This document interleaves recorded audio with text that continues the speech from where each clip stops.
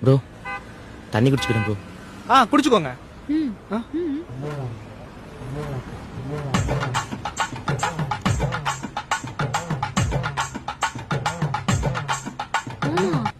இங்க பாரு மாமா, விட்ட இந்த கேன் ஃபுல்லா குடிச்சு இவனே காலி பண்ணிடுவான் போல.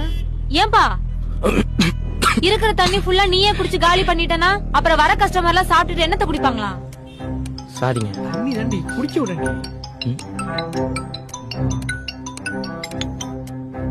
ஹலோ கண்ணு, மா சொல்லுமா.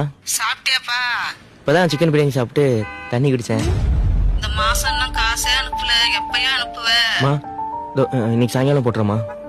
எனக்கும் சேர்த்து இன்னும் 2 பேருக்கு சம்பளம் போடல. இன்னைக்கு சாயங்காலம் வந்தவனே அமுச்சு விட்றமா. சரியா சரியா, சீக்கிரம் அமுச்சு விடு, உடம்ப பாத்து. சரிம்மா. ப்ரோ இந்தாங்க 2 தோசை சாப்பிடுங்க. நான் தோசையை கேட்கல பிரதர்.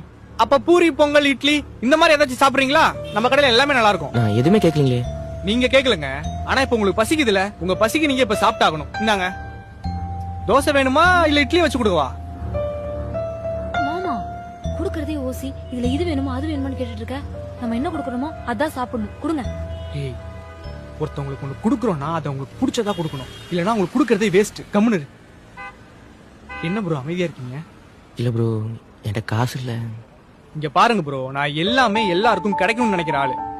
உங்களுக்கு எப்ப காசு வருதோ அப்ப கொடுங்க. இந்தாங்க. அட புடிங்க.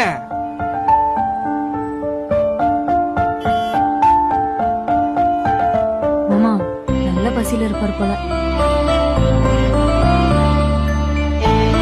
என்ன மாமா திடீர்னு கம்யூனிசம் எல்லாம் பேசுற? பசியும் கம்யூனிசமும் ஒண்ணுடி. அதுக்கான தீர்வே பகிர்ந்து கொடுக்கறது தான்.